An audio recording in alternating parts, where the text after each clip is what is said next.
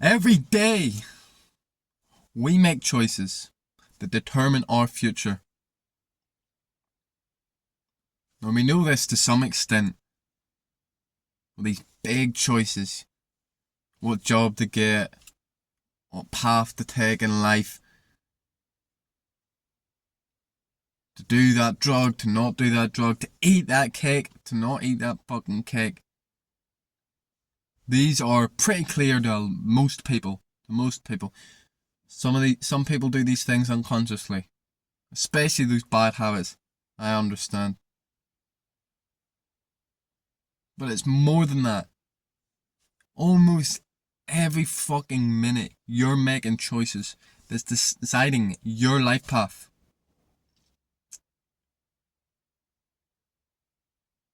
Not only do we choose our actions, but of course we choose our words. We choose what we say. And words are almost as powerful as actions. It's just one step behind. If we say we're going to do something and we don't do it, that destroys our mindset. That tells our brain that we're the kind of person who says they're going to do something and not do it. So next time, your brain wants to do that again because it's learned that lesson. And the more you do this, the harder it gets to do something. And the biggest, most sublime, most subliminal, minute decisions you're making every single day, and it's almost impossible to see, is up here. It's your thoughts. I realised this recently. Almost every single fucking second we're making choices. See, thoughts in and of themselves, they're not choices. They come and go, they bubble up as they please. But what is a choice is your reaction to it. That split second when that thought comes, you're given a fucking choice. Do you hold on to that thought? Do you let it run rampant? Do you feed that fucking fire? Do you get excited over it? Maybe it's the opposite, you get sad over it. Do you get involved in that thought? Or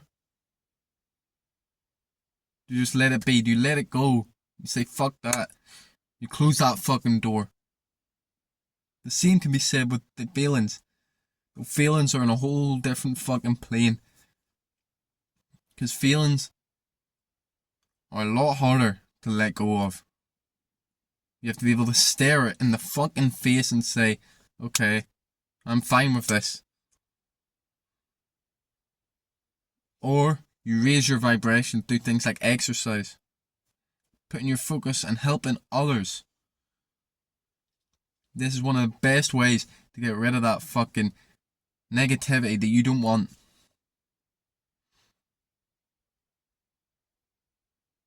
See, these decisions, as I said, they're not clear sometimes. It's not obvious. This is why most people, they think life happens to them. They think life just is like fate. Bad things happen to them. Their life is not in their hands. But that's some bullshit. See, all the spiritual teachers, gurus say we're created in the image, the likeness of God. And what is God? God is a creator. So that's what we are. We are creators. We create, we sculpt, we shape our lives through all these choices, whether it's something massive or something so small like that negativity bubbling up, just that negative thought, thinking, fuck this. You can choose what you do with that thought. You can say, yeah, fuck this, I'm right, this is shit. Or you say, nope, I'm not going to choose that fucking storyline, I'm not going to choose that path. That's not me. See, your thoughts, they're not you.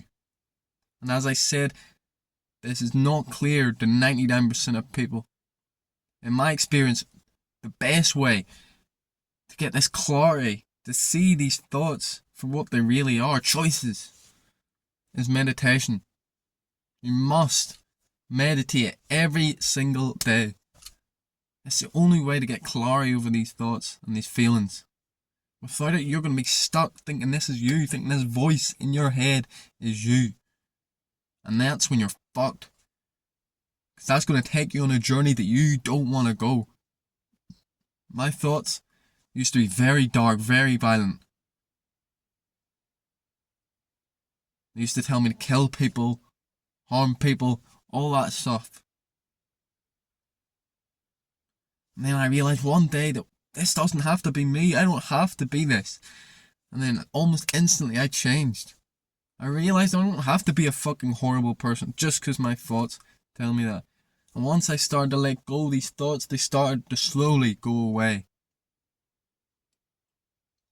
Because where focus goes, energy flows. This is why you need to be so careful what you focus on. Especially up here, because you will become that person, slowly but surely. This is even how crushes are developed. You think you fall in love with someone that you don't think about? Of course not. It's because you start playing fucking tricks in your mind, you start thinking of that person, start imagining scenarios, and then your brain's like, well, looks like we fancy this person.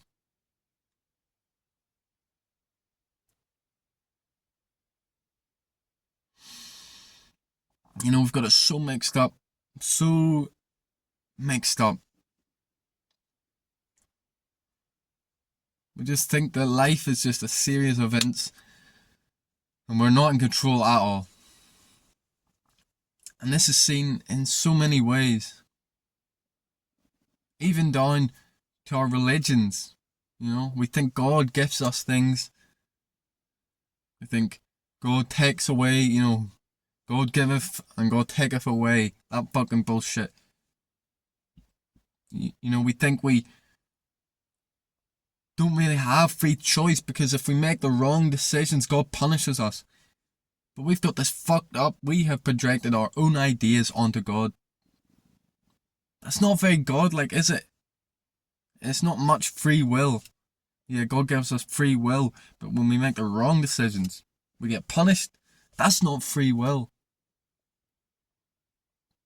That's not God. We've projected this fear-based mentality onto God. Because that's all that makes sense to us, because that's what we've been living throughout our lives.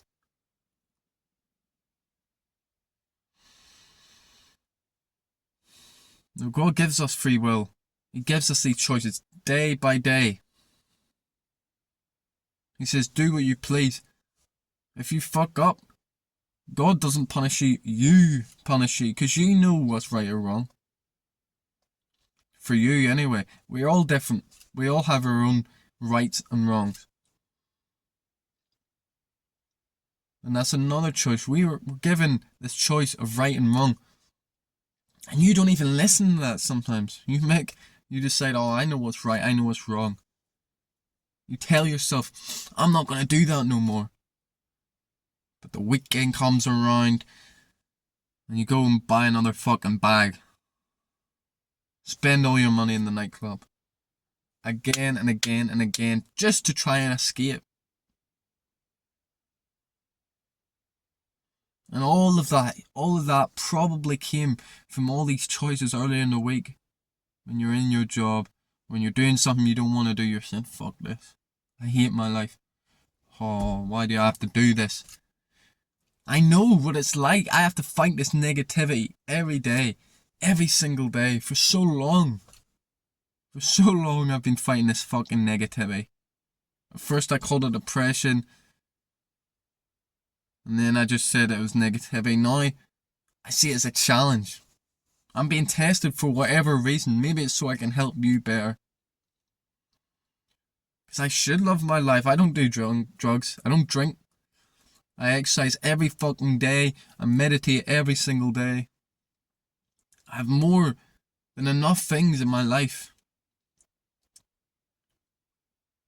But that negativity bubbles up I'm given this choice. Day in, day out. Sometimes I fuck up, sometimes I fail. But we always take it back. Always rewrite that wrong.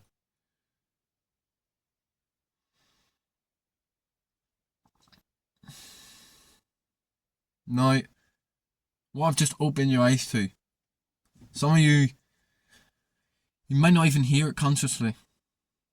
You might not do anything I said. And that's fine. But one of the great laws of life, once something is seen, it cannot be unseen. So maybe this is tomorrow. Or maybe it's a year, 3 years from now. But when you're making that bad choice, when you're about to make that decision, this will come up. And you'll realise, you think to yourself, where is this decision going to take me? Do I want to go there? And that's when you're enlightened. That's when you're no longer going to be a slave to your brain, to these fucking so-called unconscious choices. Because they're not. From every thought to every relapse, it is a choice. You just have to be conscious enough to see it, to realise it. This is why, as I said, you need to meditate every day. No excuses, 10 minutes at least. People think meditation is about bringing peace and serenity. No, exercise gets you the peace. Meditation gives you the clarity to see things as they truly are. This is the only way to make the right choices.